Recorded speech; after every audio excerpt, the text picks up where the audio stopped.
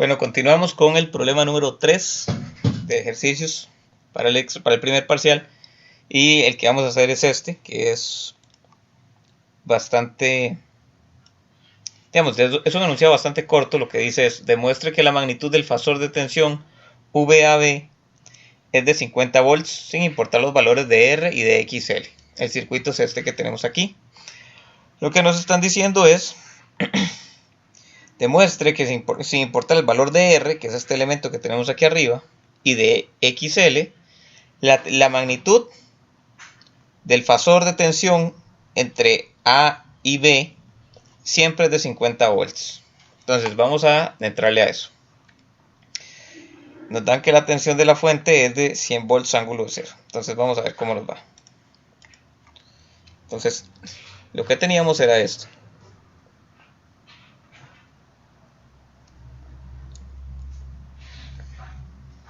Tenemos una fuente, una impedancia por aquí, otra impedancia por acá,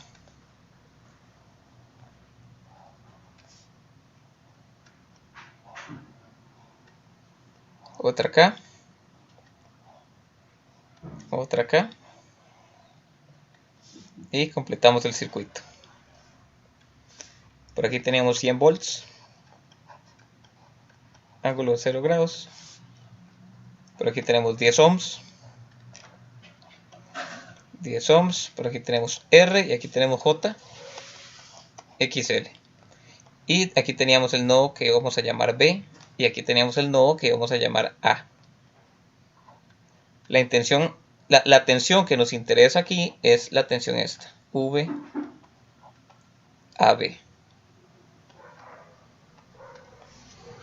¿De acuerdo? Entonces nada más revisemos si estamos bien con el diagrama. ¿Sí? Entonces estos dos elementos, los de la rama del nodo A, son de 10 ohms y ambos son resistencias. Y los de la rama del lado derecho es una resistencia y un inductor. Entonces vamos a ver cómo hacemos esto. Entonces lo que vamos a hacer es buscar la manera de encontrar una expresión para VAB. Entonces vamos a ir paso a paso. Primero, vemos que aquí vamos a tener dos pares de elementos en serie.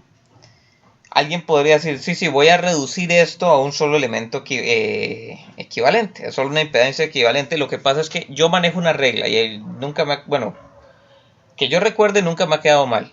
Y la regla es, si yo tengo impedancias desconocidas, no las voy a reducir. Es decir, yo aquí tengo impedancias que conozco, que son las 2 de 10, pero hay impedancias que no conozco, como R y XL. Entonces, si yo no conozco algunas de esas impedancias, no las voy a utilizar en mi digamos, para reducir el circuito, porque usualmente no se obtiene ninguna ventaja en cuanto a simplicidad. Entonces lo que vamos a hacer primero es esto.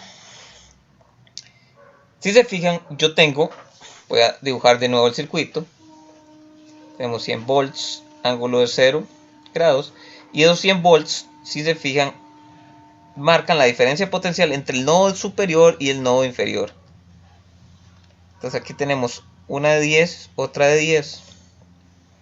Y aquí tenemos las dos que no conocíamos. Entonces dibujo el circuito de nuevo. Eso nada más como para tener espacio para trabajar. Y para poder rayar un poquito más. Entonces lo que vamos a hacer es esto. Tenemos más, menos. Y yo voy a calcular cuánto es la corriente que baja por aquí. Recordemos aquí teníamos 10 ohms y 10 ohms. Concentrémonos en esta primera rama. Entonces, ¿cuánto vale esta corriente? Y esta corriente la voy a llamar I1. ¿Cuánto vale I1? I1 va a ser igual a, entonces, 100 volts entre la suma de las dos resistencias. Y las dos resistencias las sumo así, al suave, como si estuvieran en serie, que de hecho lo están. Entonces, si se fijan, 10 volts, pero estos son 100 volts ángulo de 0. 100 volts ángulo de 0 entre 20 ohms nos va a dar una corriente de I1 igual a, entonces el ángulo de 0 se va a mantener. Lo que vamos a tener es 100 entre 20 y eso nos da 5. 5 amperes ángulo de 0. La tensión está en fase con la corriente, ángulo de 0 y ángulo de 0. Entonces, ok, ya tenemos esto, ya tenemos esta parte. Entonces, teniendo esta corriente, yo podría averiguar cuánto es la caída de tensión. Recordemos que el nodo A estaba por aquí y el nodo B estaba por aquí. Entonces, y aquí teníamos la tensión VAB. VAB. Entonces, con esto yo ya podría encontrar cuánto es esta tensión de aquí. Bueno, aquí estoy usando una notación de flecha para denotar la tensión, pero no lo voy a hacer. A veces se usa así. Voy a poner el más menos. Yo puedo averiguar cuánto es esta caída de tensión, ¿verdad? Porque es la corriente por esta resistencia. Y por aquí voy a tener otra caída de tensión, que es otra corriente que viene por acá, que voy a llamar I2, que va a ser más difícil de determinar, que va a venir por aquí y va a provocar una caída así. Entonces lo que voy a hacer es hacer una malla en un lugar donde no hay una malla como tal. Voy a borrar un poco de cosas para que sea más claro. Voy a borrar esta de aquí. La malla que voy a hacer, como lo que me interesa a mí es la tensión VAB, la malla que yo voy a hacer tiene que involucrar el VAB. Entonces lo que voy a hacer es una malla que conecta aquí. Es decir, involucra la tensión VAB más esta caída de tensión menos esta caída de tensión. Entonces lo que voy a hacer es una ley de tensiones de Kirchhoff. Pero antes de hacer eso voy a decir quién es I2.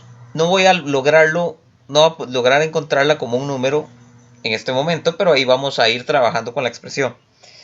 Entonces, I2 va a ser la tensión de 100 volts ángulo de 0 entre R y aquí J, sí, JXL. Entonces son 100 volts ángulo de 0 entre R más JXL. Y no podemos hacer más, en este momento no podemos hacer más. Esta va a ser nuestro valor de I2 para cuando lo utilicemos ahí en ecuaciones posteriores. Y ahora sí, lo que vamos a hacer, voy a tratar de aprovechar el espacio que voy a usar para el resto es esto. Bueno, espero que ahí quepa.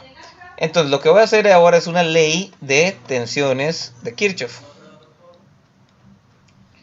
Ley de tensiones de Kirchhoff. Entonces yo hago la ley de tensiones de esta forma. Voy a decir, si recorremos la malla, ahí va a ser VAB. VAB va a ser igual a... Ustedes ahí pueden hacerlo de diferentes maneras, pero al final de cuentas lo que van a llegar es que VAB va a ser igual a 10 ohms de la resistencia por fasor I1. Esto sería con un menos al frente. Y esto iría con un más R por I2. ¿De acuerdo? Como yo ya tengo cuánto vale I1, puedo llegar y sustituir aquí abajito y decir, ok, el VAB va a ser igual a menos, sería menos 50 volts ángulo de 0, ahí sustituyendo, más R por 100 volts ángulo de 0 sobre R más JXL, ¿verdad? De acuerdo. Ahora, hay algo importante de destacar aquí es, si ustedes tienen un número complejo que tiene ángulo de 0, eso quiere decir, si lo vemos en el plano complejo, quiere decir que el número se ubica completamente en uno de estos dos ejes. Recordemos que un número complejo está en un plano que es el plano complejo, que tiene un eje real y un eje imaginario. Si el número complejo solamente tiene parte real, significa que está aquí y su ángulo es de 0. Lo que quiero decir con esto es que este 50 ángulo de 0 lo puedo expresar en forma cartesiana como 50 volts y ya. Nos va a quedar un poco más fácil hacerlo así. Y R por 100 volts ángulo de 0 es lo mismo que 100 volts, nada más.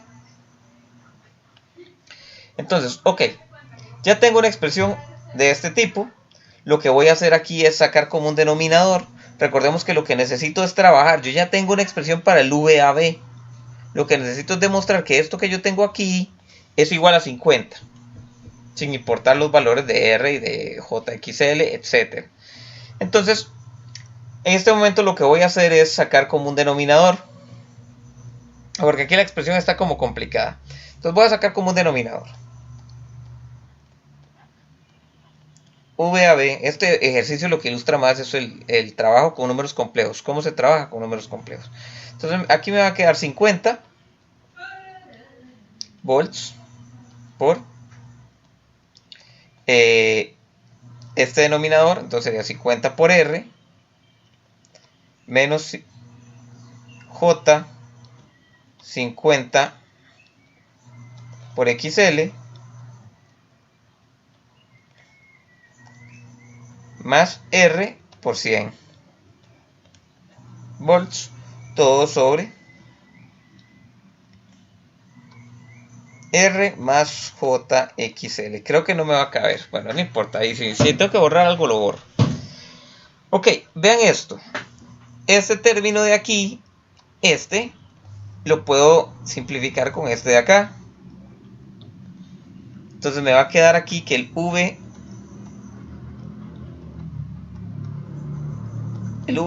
va a ser igual a 50 volts por R menos J 50 volts por XL sobre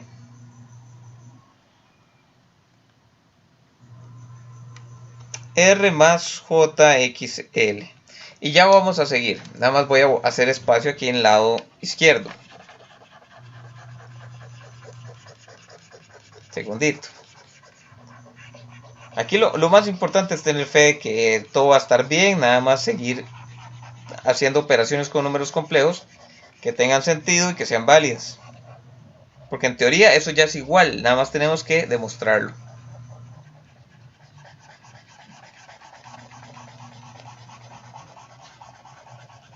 Bueno, estamos. Entonces continuamos en este cuadro que voy a crear en este momento. Aquí. Ok, entonces tenemos esa expresión. Lo que voy a hacer es, recordemos que lo que yo ando buscando es que la magnitud de VAB sea igual a 50. Y esto que tenemos en este lado no es la magnitud, es el número complejo como tal. Entonces lo que voy a hacer es averiguar la magnitud del número complejo. Ahora, en un número complejo,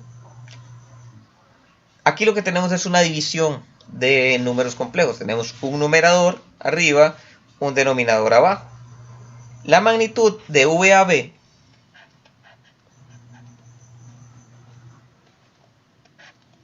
va a ser igual a la magnitud del numerador entre la magnitud del denominador. Simplemente. Entonces la magnitud del numerador, en un número complejo cualquiera, la magnitud es tal y como una hipotenusa.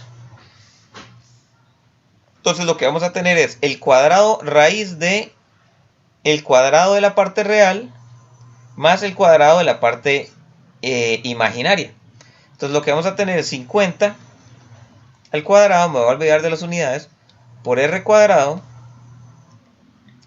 Y aquí tengo, ok, más, aquí el menos J no lo uso, ¿verdad? Una es la parte real, la otra es la parte imaginaria, entonces queda 50 al cuadrado por XL cuadrado.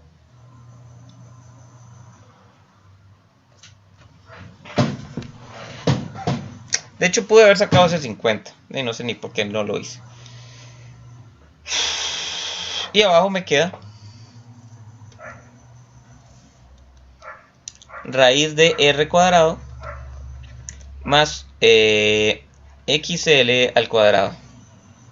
Entonces al hacer esto, puedo hacer casi que un último paso, no sé si es el último o el penúltimo. De a la parte de arriba saco el 50, me queda un 50 por aquí, 50 volts. Y me queda multiplicado por raíz de R cuadrado más XL al cuadrado y dividido entre lo mismo. Entonces acabo de completar la demostración. XL cuadrado. Y en este momento cancelo y cancelo, y entonces el VAB es igual a 50. justamente lo que queríamos demostrar. Y con esto tenemos otro ejercicio. Entonces queda demostrado. Todo bien. Con eso terminamos el tercer ejercicio para el examen.